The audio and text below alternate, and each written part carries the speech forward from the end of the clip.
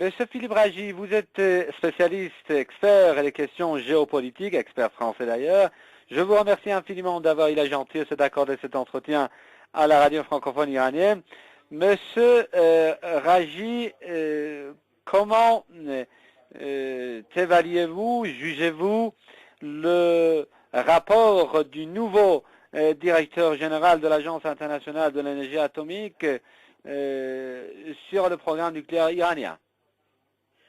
Je dirais que quand il y a un vieux proverbe qui dit que quand on veut tuer son chien, on l'accuse de la rage.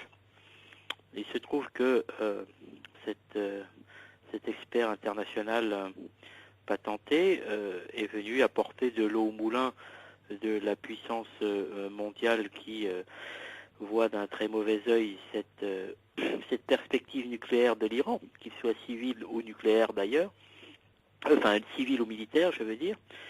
Et il se trouve que quand bien même l'Iran réussissait à développer déjà en un premier temps un réacteur civil ou plusieurs réacteurs civils permettant d'avoir des ressources en électricité, cela est tout à fait de son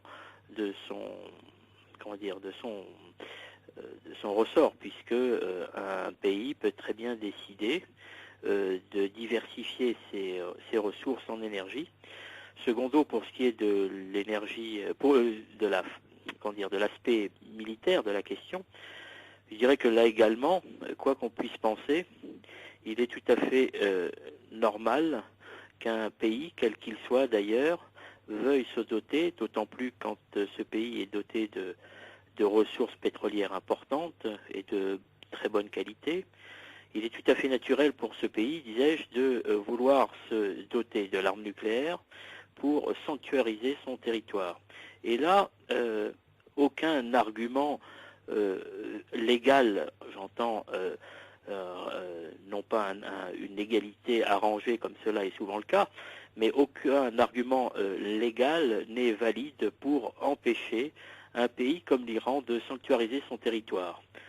Comme c'est un des pays qui résiste à l'hégémone du moment, à savoir aux États-Unis, qui cherchent à avoir le monopole sur l'énergie à tout prix de toutes les ressources énergétiques en hydrocarbures du monde. Il faut voir un petit peu la place des États-Unis déjà autour des anciennes républiques d'Union soviétique, autour de la mer Caspienne.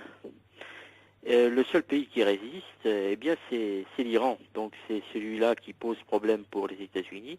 Et ils veulent absolument avoir la main mise sur les ressources pétrolières en Iran et ne veulent pas voir un Iran étranger à leur dessein.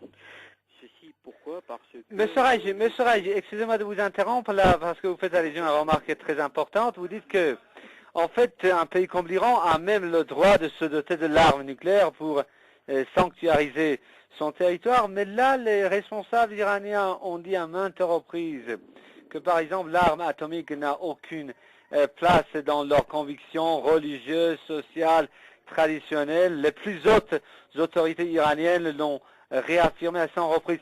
Mais comment se fait-il qu'on ne veut même pas permettre à l'Iran d'avoir accès au nucléaire civil?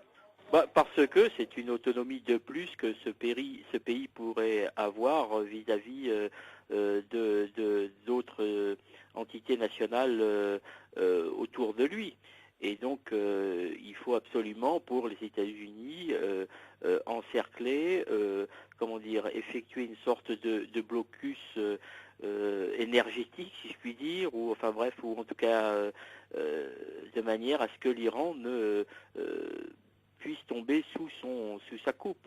Donc c'est un moyen de pression supplémentaire pour noircir le tableau iranien et permettre ce qu'on appelle dans le jargon médiatique une coalition internationale.